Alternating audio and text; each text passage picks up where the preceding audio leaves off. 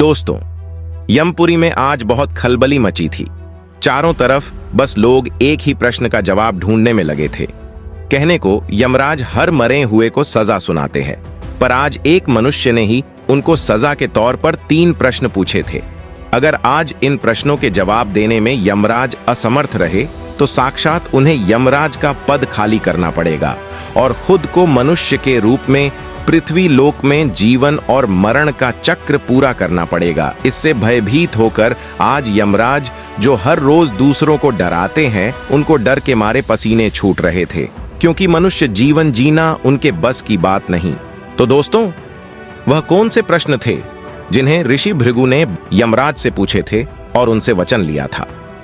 अगर तुम सच में मनुष्य को सजा देने के लिए बने हो तो तुम्हारी अक्ल भी उनसे कई ज्यादा होनी चाहिए। ऐसा कहकर ऋषि भृगु ने यमराज के ऊपर प्रश्न उठाया और कहा, इनके जवाब मुझे दो।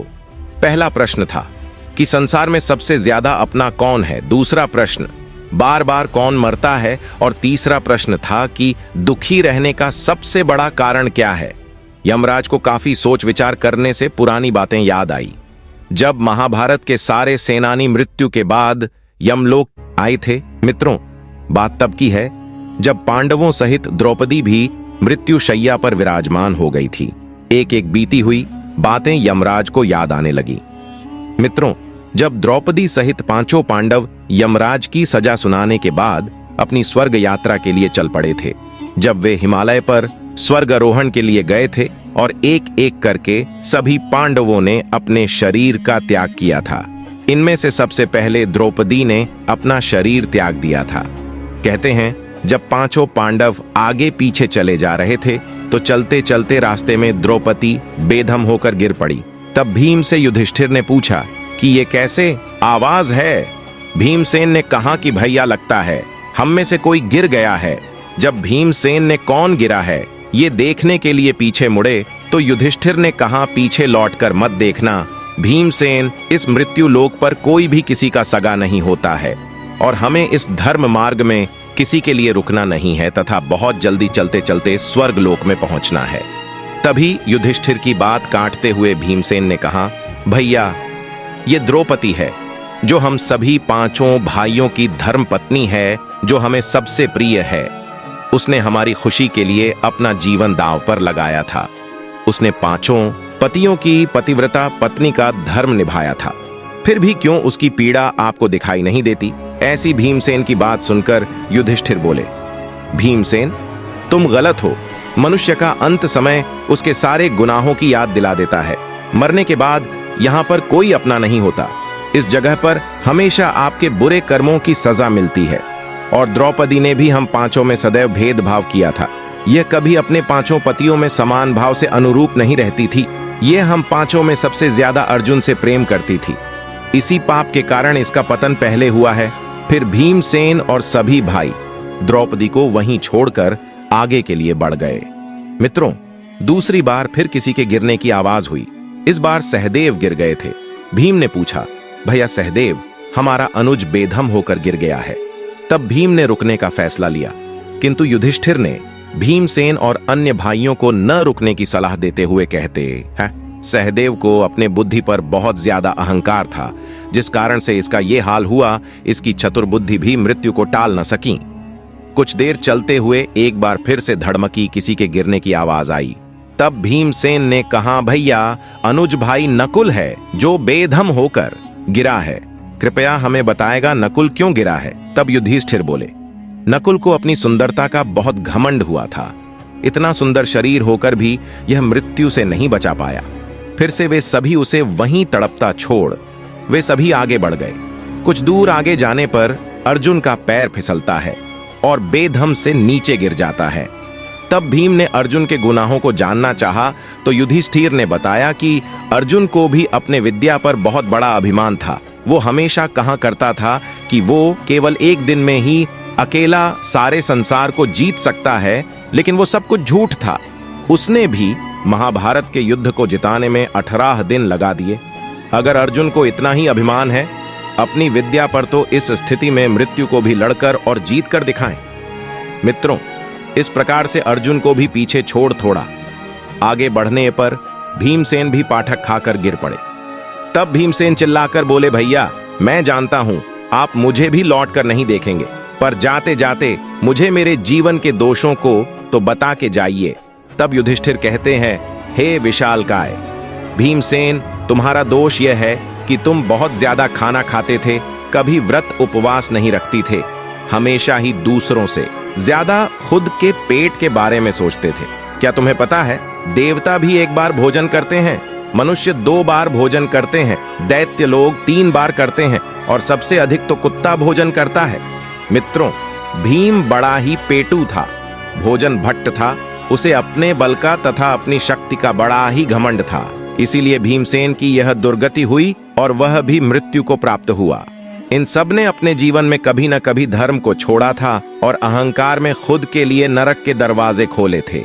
और वहीं दूसरी ओर युधिष्ठिर ने अपने जीवन में हमेशा ही केवल धर्म का मार्ग अपनाया, इसलिए अंत तक धर्मराज टीके रहे और स्वर्ग के मार्ग पर जाने लगे।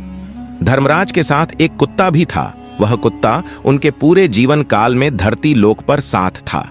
मरने बाद भी वही कुत्ता उनके साथ भी आया। इस कुत्ते ने उसके जीवन काल में अच्छे काम किए थे, इसलिए उसे भी धर्मराज के साथ स्वर्ग का सफर तय था। अब यमराज को धर्मराज की बातें याद आई।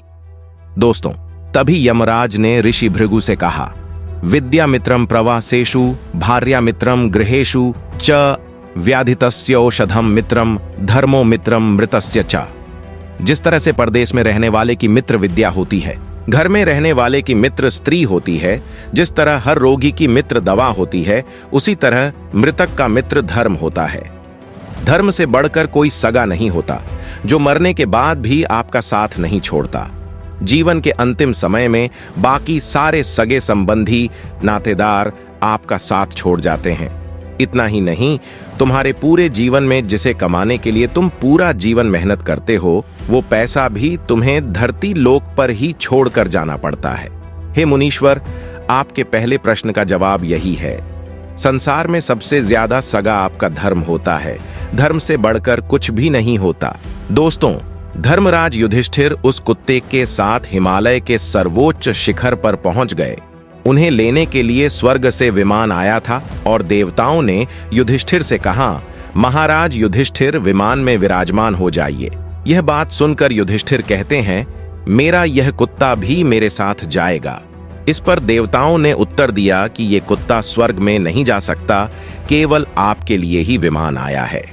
धर्मराज कहते कि कुत्ते के बिना मैं स्वर्ग जाने की इच्छा नहीं रखता। एक एक करके मेरे सभी सगे मेरा साथ छोड़कर चले गए, किंतु इस कुत्ते ने अभी तक मेरा साथ नहीं छोड़ा है। और धर्म के अनुसार सगा वही है जो अंत तक आपका साथ ना छोड़े। यदि धर्म के मार्ग में कुत्ता भी आपका साथ दे तो उसका भी त्याग नहीं करना चाहिए। यमराज बोले, मुनिवर, आपके दूसरे प्रश्न का जवाब है, जो जीवन की कामनाओं से घिरा रहता है वह बार बार मरता रहता है। जो कामनाओं से रहित हो गया वह सुखी भी है और पूर्ण शांति को प्राप्त होता है।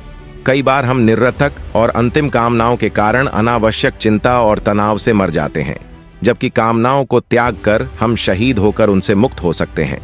मित्रों, यमराज को अब थोड़ा अच्छा महसूस हो रहा था, क्योंकि उन्होंने 2 प्रश्नों के सही जवाब दिए थे। अब तीसरा प्रश्न ये था कि बार बार दुखी कौन रहता है। अब यमराज सोच विचार में पड़ गए। तभी उन्हें धरती लोक पर भ्रमण करते हुए एक दिन का नजारा सामने आया। बात यह थी कि विशालपुर में एक बड़ा ही धनी व्यापारी था। उसके पास बहुत सारा धन था, उसका व्यवसाय भी खूब अच्छे से चल रहा था, खूब पैसा था उसके पास।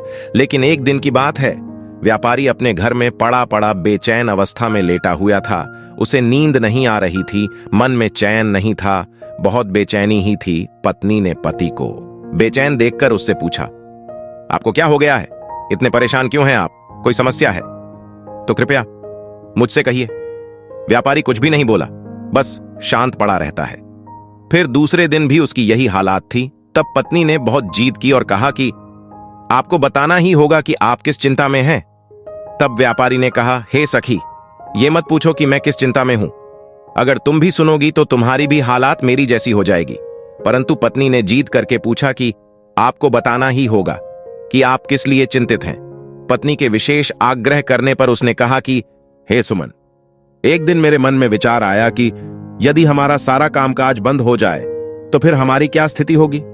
तब मैंने हिसाब लगाकर देखा कि अगर आज हमारा व्यवसाय बंद हो जाए तो हमारे पास इतना धन है कि हम अगली 9 पीढ़ी तक आराम से बैठकर जी सकते हैं, परंतु इसके बाद हमारे पास कुछ नहीं रहेगा।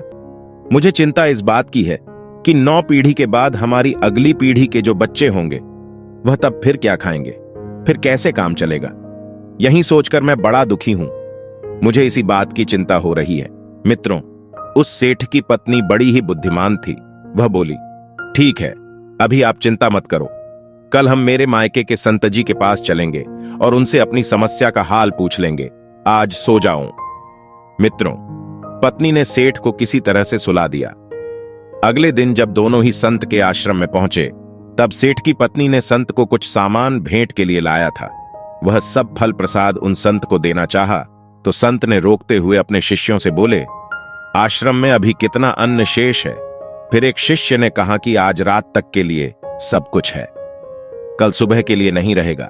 तब संत ने कहा, हे देवी, हम तुम्हारी भेंट स्वीकार नहीं कर सकते क्योंकि इसकी हमें आवश्यकता नहीं है। अभी तो हमारे पास खाने के लिए पर्याप्त है। तब सुमन ने कहा, कोई बात नहीं, आप कल के लिए रख लो। तब संत ने कहा, हमारे कल की आप चिंता ना करें, कल की चिंता हमारे ठाकुर जी करेंगे। हाँ, यदि आज के लिए सामान नहीं होता तो जरूर रख लेते दोस्तों। पत्नी से व्यापारी पति बोला, सुमन, चलो अब चलते हैं। पत्नी ने कहा, अभी तो आपने अपने प्रश्न का समाधान तो पूछा ही नहीं। तभी सेठ ने कहा, अब उसकी जरूरत नहीं है, मुझे उसका समाधान मिल गया है। संत को कल की चिंता नहीं है और मुझे 9 पीढ़ी के आगे की चिंता हो रही है। जिन लोगों का प्रभु पर विश्वास नहीं होता उनका यही हाल होता है। मित्रों, यमराज को भी तीसरे प्रश्न का जवाब मिल गया। उसने तुरंत ऋषि भृगु से कहा, संसार में सबसे ज्यादा दुखी चिंता करने वाला रहता है। हमारी चिंता ही हमें सबसे ज्यादा दुख देती रहती है, इसलिए हमें बिना किसी वजह से चिंता नहीं करनी चाहिए। जब हमारा मन कामनाओं से रहित हो जाएगा तभी हमें मुक्ति मिल सकती है। तो दोस्तों, अब मुनि भृगु बोले, बिल्कुल सही यमराज, आप वाकई में यमपुरी के राजा बनने के पात्र हैं। मैंने तो बस आपकी परीक्षा ली, मुझे माफ कर दीजिए। अब यमराज को अपनी राजगद्दी जाने का डर समाप्त हो गया। तो दोस्तों, आपको हमारा वीडियो कैसा लगा कमेंट में जरूर बताएं। आप सभी का बहुत बहुत धन्यवाद। जय श्री कृष्ण, जय श्री राम। चैनल को सब्सक्राइब करना न भूलिए।